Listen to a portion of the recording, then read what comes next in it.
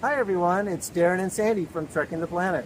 Hi everyone. This morning we are coming to you from Monterey Bay, the ocean behind us. We are just leaving the Monterey Carmel area and wanted to give everyone an update of what we've been doing the last few days. So Darren, we got through that really remote section with a lot of stuff going on, didn't we? Yeah, we were pretty concerned about it.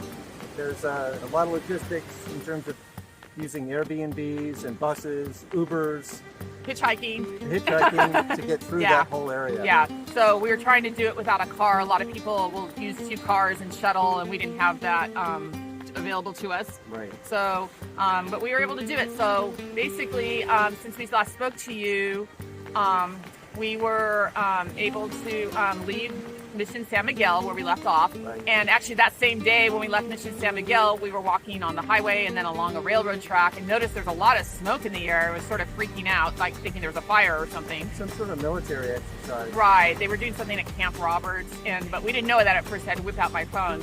But we were able to put our masks on and get through that, but it's pretty smoky. Luckily, that's the only time we've still seen smoke the whole time. But then after that, we set off on a series of long roads. One road we were on for 20 miles, another road we were on for 30 miles, and went through a lot of farm area, the Salinas Valley, and into the Santa Lucia Mountains, and then we ended up at Fort Hunter Liggett Military Base, and we turned onto there and took a road 6 miles to Mission San Antonio. And this is really regarded as the most remote of the 21 missions.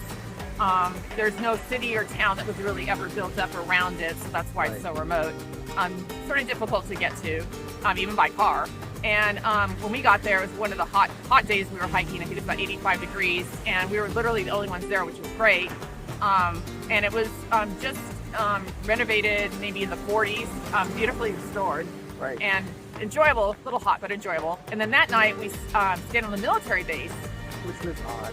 It was odd. Well, we had to go through security, get vetted to go in, and then we stayed in the Hearst Hacienda Lodge, which is an old lodge that Hearst built, I think, in the 30s. So it was very historic, very interesting. We actually had dinner on the base, too, so got to mingle a little bit. In the bowling alley. In a bowling alley, yeah. You had pizza in a bowling alley, watching the service members bowl.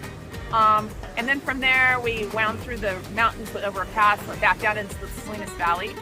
More farm walking for a couple of days. Right. Lots of vineyards, lots of farms.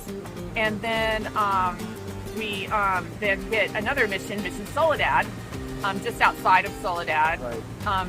A little bit isolated when it was built. Soledad means solitude in Spanish, so they built this in sort of a solitude, isolated place. That mission's very small, not quite as renovated as some of the other ones we've seen. I believe it was sold back to a group in 1946 for $800, and it was totally in ruins. So they've done a good job restoring like the chapel part and a little bit more. They've actually left some parts excavated where you can see old adobe walls. So that was interesting to see. Right. Really nice mission though, very beautiful, lots of blooming flowers. Right. And then we went back into some more farm areas along these long roads and did some wine tasting. Got to try some Monterey County wine. Why not? Why not? Yeah, it was really good. And then finally, we turned to come into Monterey. We went off-piste a little bit on a custom route that we made through Fort Ord National Monument. Very beautiful, nice to be on a dirt trail for a bit. But you got kind of messed up. Got kind of messed up. There was a road we were going to go on that was closed. It's near the Ganaseka racetrack. We thought would be open. It was closed. So we had to sort of pivot and try to find our way around, which we did. We only added maybe less than a mile to our route, but it was a little bit on our phones thinking, where can we go? Then came into Monterey, and we were here for a couple of days. We did a stage, real short 6 mile stage to Mission Carmel. Which was awesome. Beautiful mission. Father Sarah's favorite. He's actually buried in Carmel. It was the headquarters of the missions, the second one founded. It had the location of California's first library as well. So really interesting to see, very beautiful as well. And then finally, we yesterday went to the Monterey Aquarium, Darren's favorite. Definitely.